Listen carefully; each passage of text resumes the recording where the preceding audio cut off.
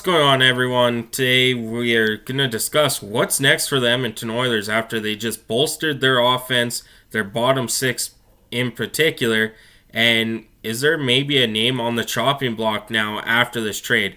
Welcome back to Gillis TV. If you're new to the channel and like anything Oilers related or NHL related, we do every team here. Make sure to hit that subscribe button as we are 309 away from our goal of 1,000 subscribers.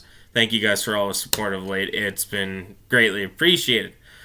Now, let's talk about this trade first. Adam Henrique, Sam Carrick coming to the Edmonton Oilers for no one going out besides, I guess you could say, Sam Gagner, who did clear, and he will go to Bakersfield, I would presume, would be the play here for Sam Gagner now that a trade has happened. So Sam Gagner is still in the Oilers organization, be probably the first to get called up in case of an injury, which leads us to our next kind of tidbit.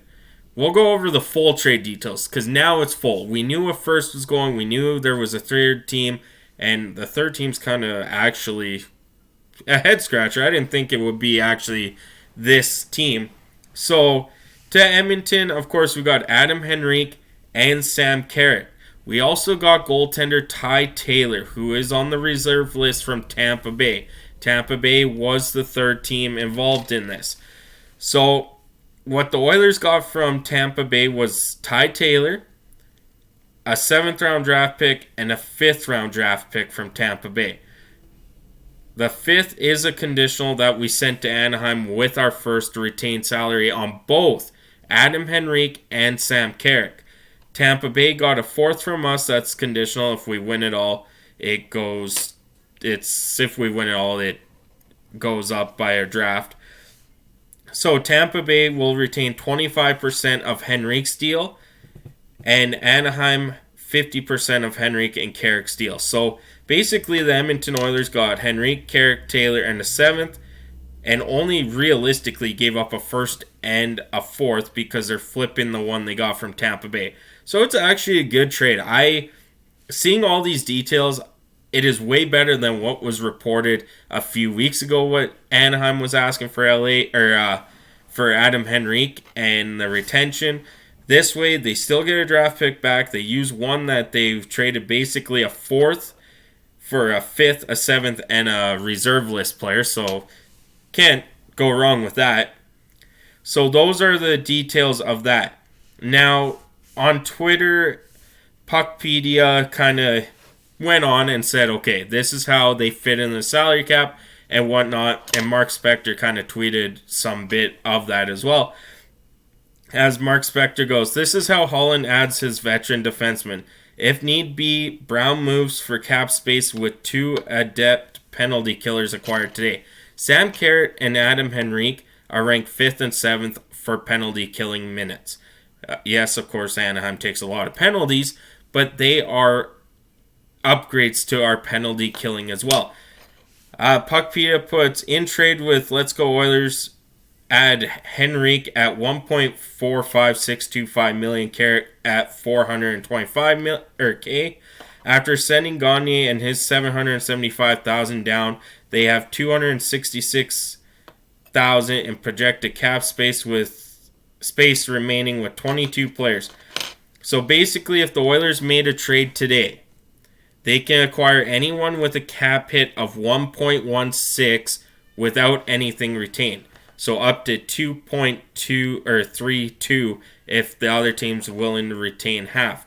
We can get a pretty solid depth defenseman for that price. And if they wait till Friday, it's $1.22 million. So a depth defenseman's probably in the works. Ken Holland said he wanted to add a depth defenseman. Now, Mark Spector went and said Brown may be moved. I believe Connor Brown should be moved to either the AHL or traded, due to the fact that Henrique does the exact same thing he does, plays it better, has more experience on the penalty kill. Same with Sam Carrick. They are both upgrades to Connor Brown on that penalty kill. Now, we have 22 players. Only 19 can play a night. That's including the goalie. So we got 3 on the bench, which is basically your backup goalie, and that's Calvin Pickard. So you got 2 scratched. Going out of this lineup now, what happens next with the Edmonton Oilers? You don't scratch Dylan Holloway. I am a firm believer Dylan Holloway needs minutes to improve his game. He can't be doing that on the fourth line. So there's no way you're moving him. So that leaves you with Janmark, Brown, and Derek Ryan. Derek Ryan, I could see. Janmark, I could see. Brown, I can see. This is where it gets kind of confusing, because if you do go an out of depth defenseman, you're got to send someone down. I don't think you're sending Derek Ryan down. He has playoff experience. Matthias Janmark is a good, 13th forward if someone gets injured. So the odd man out per se is Connor Brown. Something has to happen with Connor Brown if you're adding another defenseman. You're not having two forwards scratched and whatnot. So that's kind of what's next for the Edmonton Oilers is you got the salary cap room to bring in a guy that fits $1.16 million or 2.32, I think I said, if the other team retains half. That's a pretty solid depth defenseman. If you're bringing a guy for $3 million, there's a couple big guys out there that I really like. And I think Joel Edmondson is actually in the 1-point-some million.